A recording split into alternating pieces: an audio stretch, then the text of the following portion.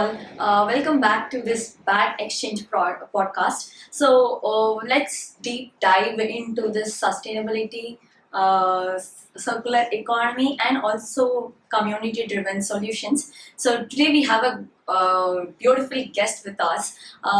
So, to put her into like ஒரு வார்த்தையில சொல்லணும்னா maybe she's a true pioneer into this circular economy, I could tell. Also she's into this redefining of waste management and also sustainability. So welcome, Anne. So she's a founder of Wasted 360 Solutions. So from her experience, I could say she has a varied experiences to be put into one word that I could tell. So starting from she did waste audits, and she has also talked about EPRs and sustainability based retail thrift shops she has been doing, and also a lot of projects under Wasted 360 has been going on. And to be as we already knew both each other quite earlier, so she is also connected with great businesses and also policy makers and also communities. So welcome, Anne, to this podcast.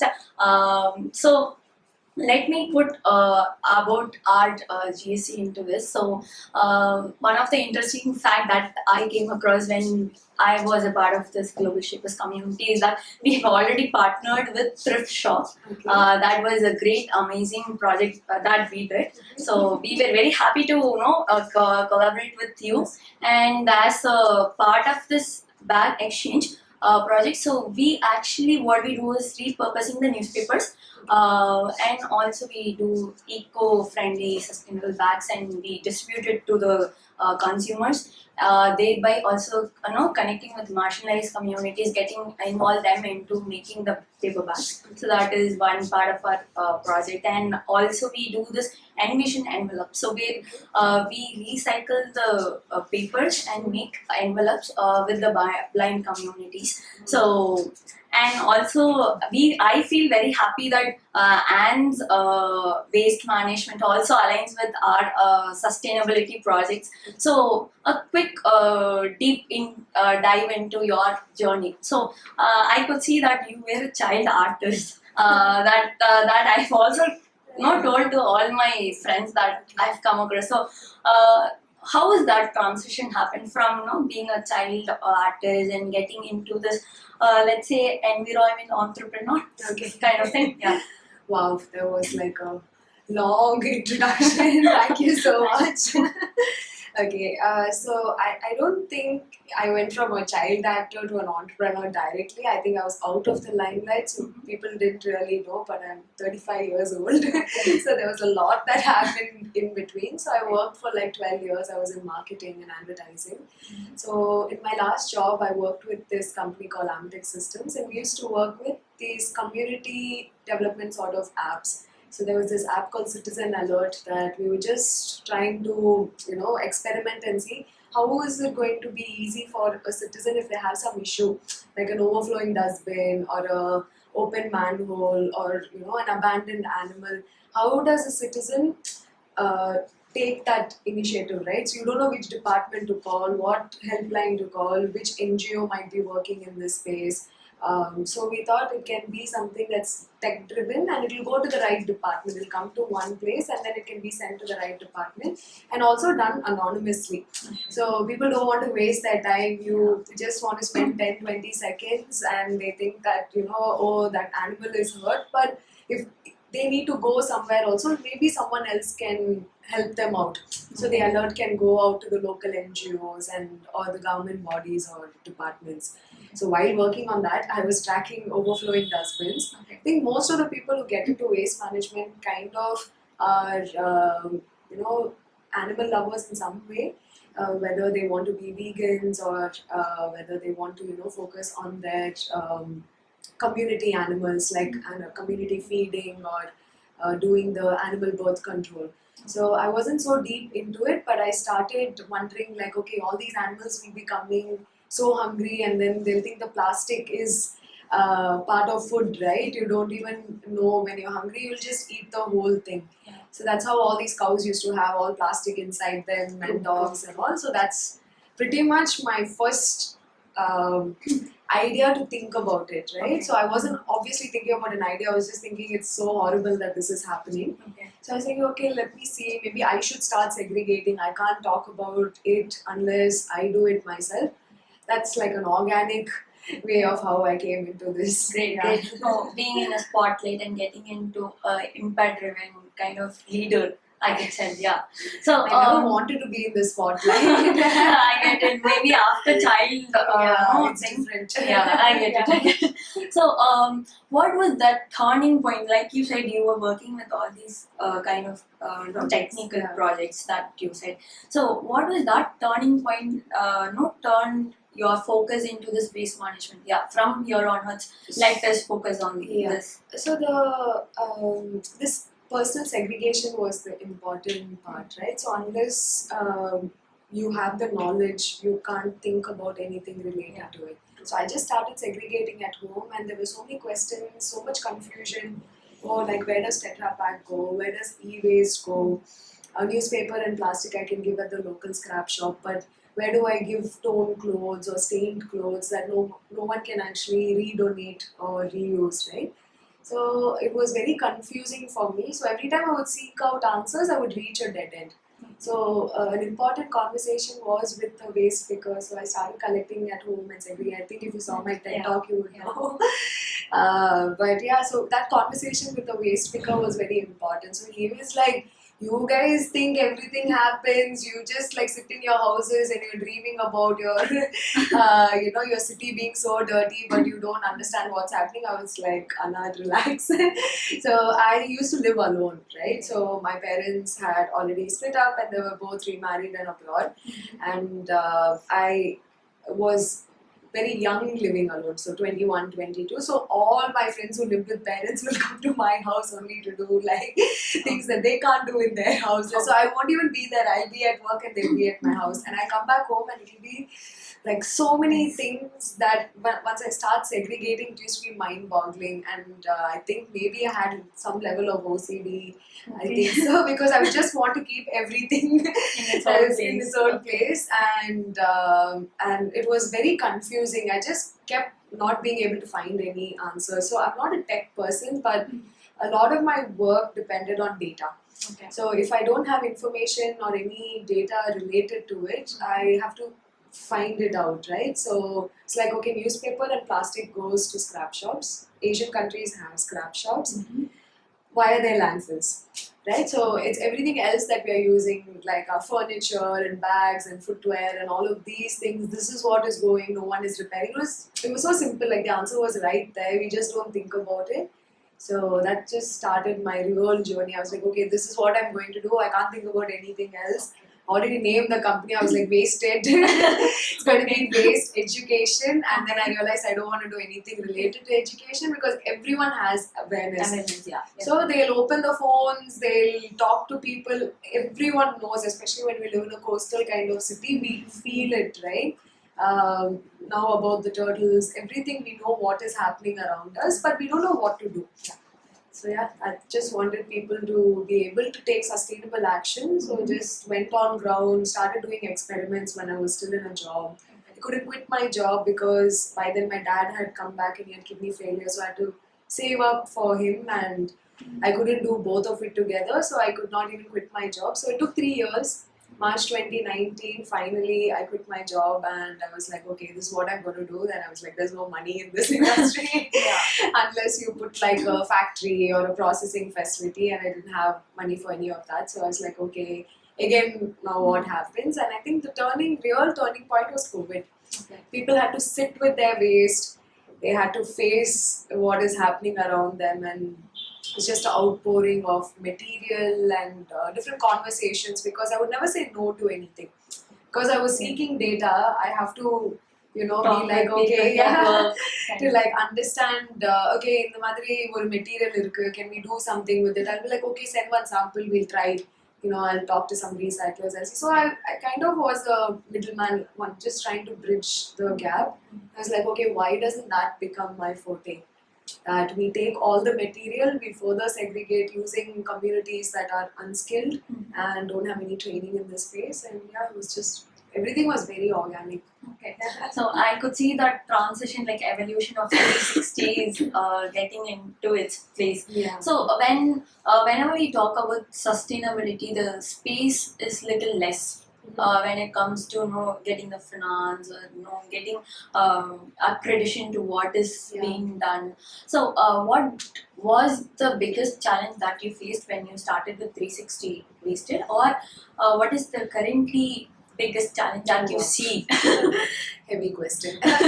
So when I started, I think the issue was I couldn't see how I could self-sustain. I knew that I didn't want to be an NGO first because I wanted youngsters to be keen to be in this industry. I could not see anyone who wanted to work in this space. So I knew it had to be something that is sustained. That's when it sustains, right? You can't survive on handouts.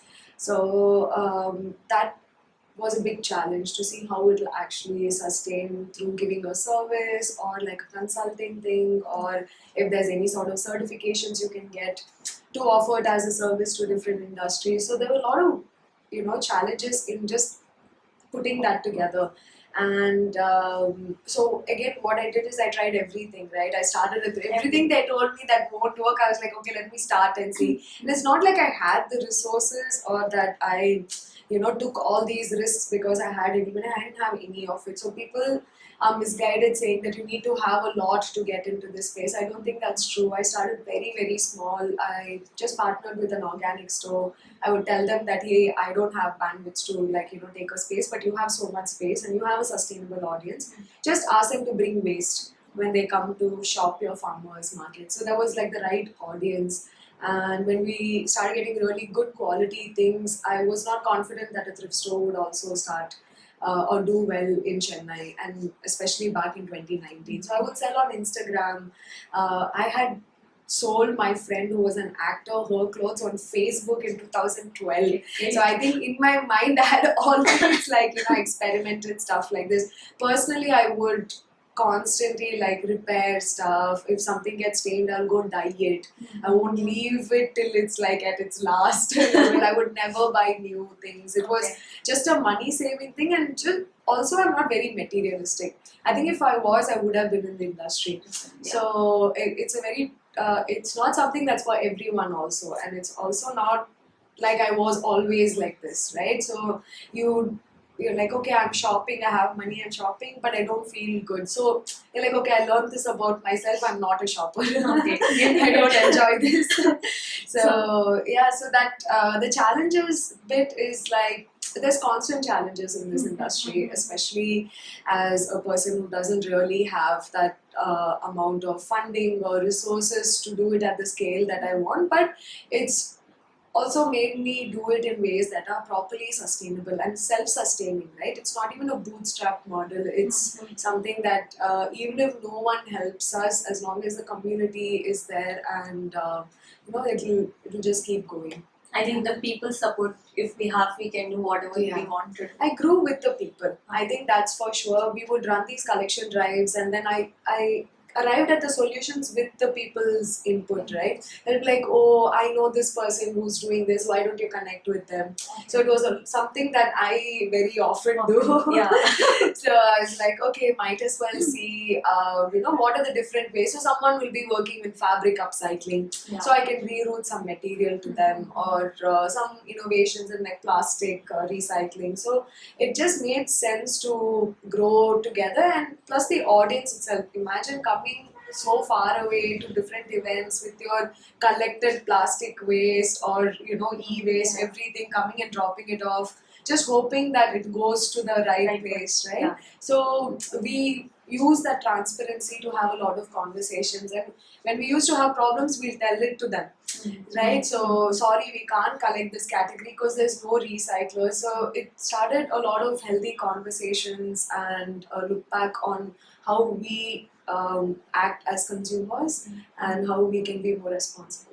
Thank you so much for all this note, because I think people's people are also important in it, and also getting the trust from the people. Yeah. So that I see as one of the good solution for the challenges that we come across.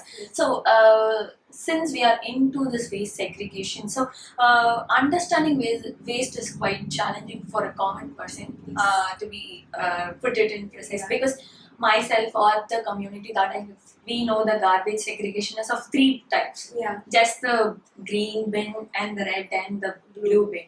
So what is the broader sense that you have for waste segregation? Because you said right now we have the e-waste is also upcoming, and also other kind of waste which is upcoming. Yeah. So what is the broader sense of? So the important thing I feel is, before it gets complicated, right? I think the first step is to keep wet and dry apart.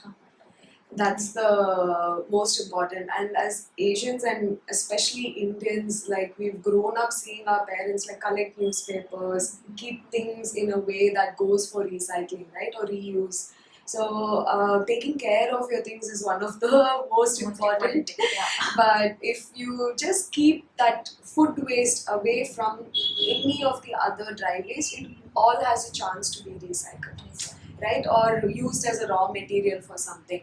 And over and above, you can find the right end points for these. But even if you keep it segregated and you give it to your local person who comes in the battery operated vehicle, whether it's the Chennai Corporation or Urbasir Sumit, whichever zone you are in the city, these two people only service and come and collect. So if you give them this two separately itself, they'll make sure it doesn't go to the landfill, right? Because it immediately has some value. If it's e-waste, they'll go put it in a scrap shop. If it's paper, they can again put it in a scrap shop. So there's something or the other that can be done if these two are kept aside. So I think more than getting overwhelmed that, oh, so many things are there, I don't know what to do, so I won't do anything, it's better to approach it like this. So, sorry, I'll just keep my wet waste aside, give that separately, and that will make it easier to get on this journey. I think. Great. Yeah. So when we also talk about the segregation and all such things that you were saying, wet and dry. Yeah. So since we are in an urban space, we are getting to know more on the let's say sustainability arena. But when it comes to rural place, what is a misconception or like biggest interpretation has been different? What is the biggest thing that you've seen? So to actually address one thing in the previous point also is that when you take any waste, you have to realize that there's a person at the end of it. In an urban scenario, you get more things like diapers, sanitary napkins, things that you think are just going away from your house. You yourself don't want to touch what your own body has excreted, right? But you're okay if it goes to someone else to touch. So this in an urban and a rural context is still an issue. And even more in rural, because here we might have like access to incinerator that's close by to Chennai, because the city infrastructure would need, if you can't possibly process everything, you will have to do an incineration thing, where there are so many people against incineration. Even we are not okay with it, but unfortunately some of the solutions have to happen, and they might not have access to that, which means what will they do with a sanitary napkin or a diaper, right? So in an urban or a rural context, I feel this part of it is important, that you keep wet aside, you keep dry aside, and then anything that has your what is red technically, right, is hazardous, or like leaking batteries, stolen phones and all. But you have to make sure that it's packed in a way. In fact, there was a campaign where you have to put everything that has any sort of excrement or band-aids or medical gauze, like from a household context, you have to pack it in a newspaper and put an X on it, or a red dot, like sanitary napkin especially, because you're trying to warn the person when they quantify that waste like that together, it'll immediately stand out to a person. Yeah. We only see like 1 kg, 2 kgs, right? We never, if you just keep it for 10 days, you can't even imagine what 10, 20 kgs will be, and they're dealing with like in tons. Yeah. So it also applies for broken glass. Mm-hmm. So if they're going to empty it and it hurts them, or they're not someone who can get access to immediate health insurance or anything. So it affects their livelihood immediately. Is one of the innovative idea that you have come across, and it has grabbed you. Hey, how does you make this, man? So some kind of any sustainable solution that anyone that you have I come think I'm across. always, surprised and either at the way people come up with all these ideas, because I'm a service person, right? And I always think about, wow, they're making from this to this, and I'm still fascinated by it. Every time I see something, even if it's an Instagram video or if it's a small business, or even if they're at a research lab and we just stumble upon them, it always blows my mind. But I was really, really impressed with the companies that work with cigarette waste. There's a project called Project Leher as well as Code Effort, and because I had thought about that waste very early. I could see it as one of your project also. Yes, Yeah. yeah. So I was very happy to see that not only these youngsters who were working on this, because it was a college-led project from SRCC University, Project Leher. So I was very happy to see that, and there's one by Professor Saji Varghese from Christ University who makes really durable straws from coconut waste called Sunbird straws. Yeah, yeah. So they well funded, well scaled up project, and the whole Christ University came together. I think these kind of the actual innovations that scale up and sustain, those are the ones that always make me very interested, because you can have a great idea, you can have a great innovation, but it's very, very difficult to make that happen into something. So even if you've come to the point of making a prototype or doing an experiment or partnering with someone to do it, because it's expensive to make a product, it's not as easy as we think it is, which is why I'm in service. And that has its own issues, but product is a different ball game, especially because you have the Amazons and all these sort of it's very difficult for you to compete with the companies that have huge marketing budgets and sales budgets.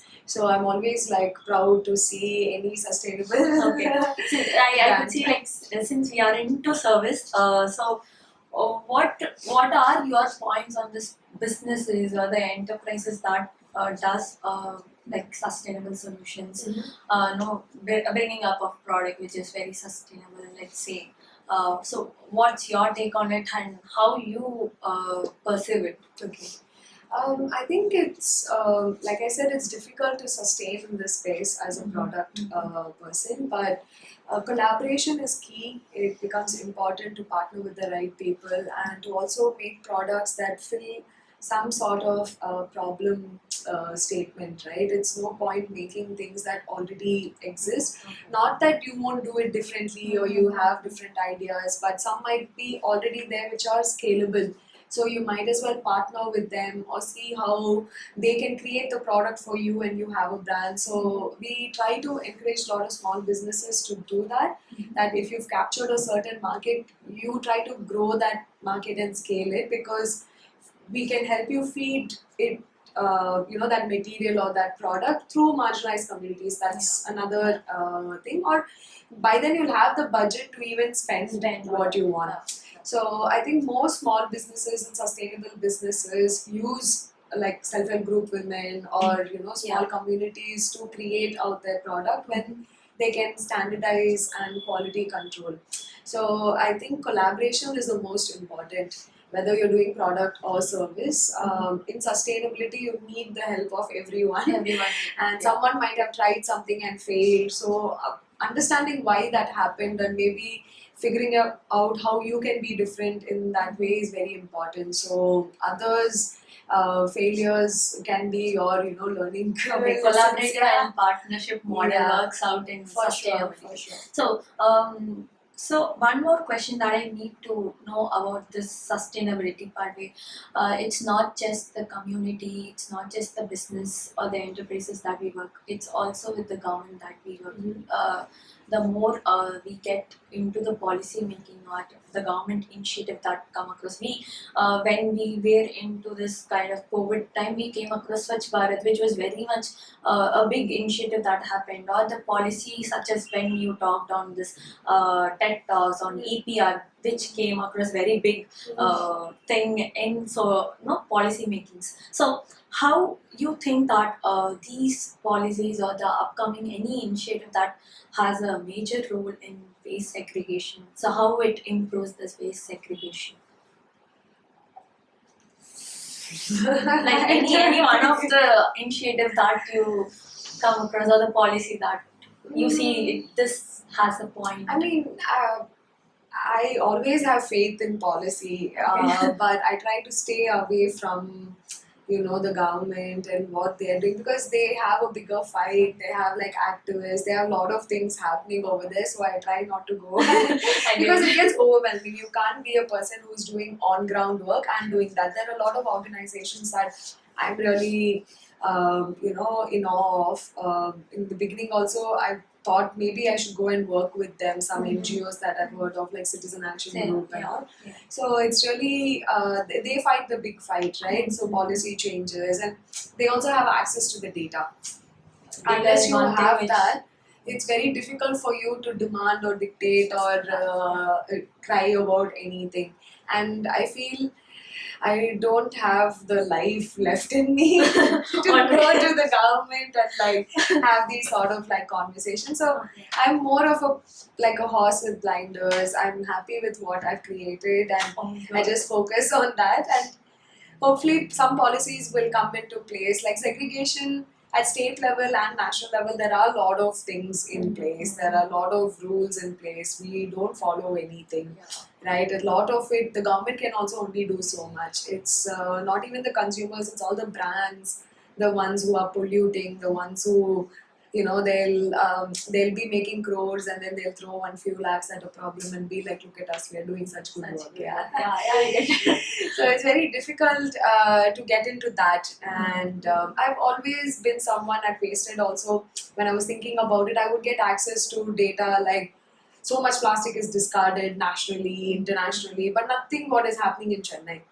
Right? So I was like, okay, let me just focus on this, and that's enough. So, the small change that we do over here, it makes a big impact. And because that was also one feeling, right? Oh, the problem is so large, what can I even do? So why should I even do anything? Okay.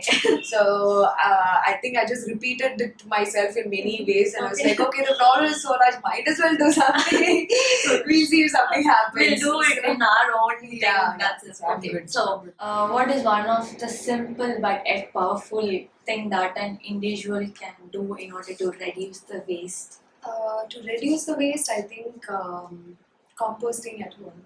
So now the data, before we used to run on data that most Chennai citizens or like urban metros in India, people generate 1 to 1.5 kg per day, but that's gone up to 2.8 to 3.5 kg per day. So out of that, 50% is wet waste. That means we are ordering more, we are wasting more. So if you are able to compost that at home, like each individual itself, like imagine that in an apartment, you have a small composter, all you need is like 10 to 15 square foot of space, like literally nothing, you can keep it in a balcony. So if you're able to do that as a family of 2 to 4, it makes a huge impact. So I think to reduce waste, that would be my go-to advice. I think we'll start to do it maybe after this session. As a community, you can have like composting workshops or creating awareness. Yeah, because you can actually even make a composter with just a bucket which you drill holes inside. You don't need a fancy composting unit or a terracotta sort of thing, right? So there is a bunch of ways you can make it on your own. So there's no expense also related to it. I think misconception is that sustainability is expensive. It's actually not. I wear only second-hand clothes. I don't buy it. Thankfully, I have a store, so I just take So it. we just go and get it up. From earrings to like Everything. literally everything. So and even like cosmetics, it was something that I stopped for a very long time, and then now there are like eco-friendly brands that are there. So like, okay, let's support them. So there's a lot of things that just reducing itself means you don't spend money, Yeah. right? So I think the savings are there in sustainability. I get it. So maybe we will reduce the waste Yeah. that we generate. So The wet waste. You can focus on the wet waste and then take it one step at a time. all right. Thank you. Let us take this as one of our tips to do it. So what's next in your Waste 360? So you have been doing a lot of project thrift also. You have that cigarette based that you do, and also the Malar project is also you have done. So what is the next step, future of? So I think this year it's about like bringing all the projects to a more important place. Like we've done pilots, we've done experiments, we've had a lot of on-ground learning, and it's also stabilized things like the thrift store, the dry waste collection center. A lot of things have been stabilized right now. So we want to focus more on the people, like the waste pickers, that community, and work via the trust, as well as a company to like push the projects that we'd already done all the groundwork for. So just looking for more partners and clients to be able to do this sort of work. So Malar, for example, we are hoping that whether it's a Coimbatore flower market or Tambram flower market, we'll be able to, take all our learning and understanding by solar and air drying and seeing how we can like reduce that wastage that goes to landfill. So yeah, that's what the year is going to look like. Great. We are also looking forward for that. As a person or as an individual who wants to get into this kind of entrepreneur but sustainable arena, so what will be the first step that they want to do in order to get into this kind of thing? I think if you already know you want to be in this space, right, you can't fake it and come here.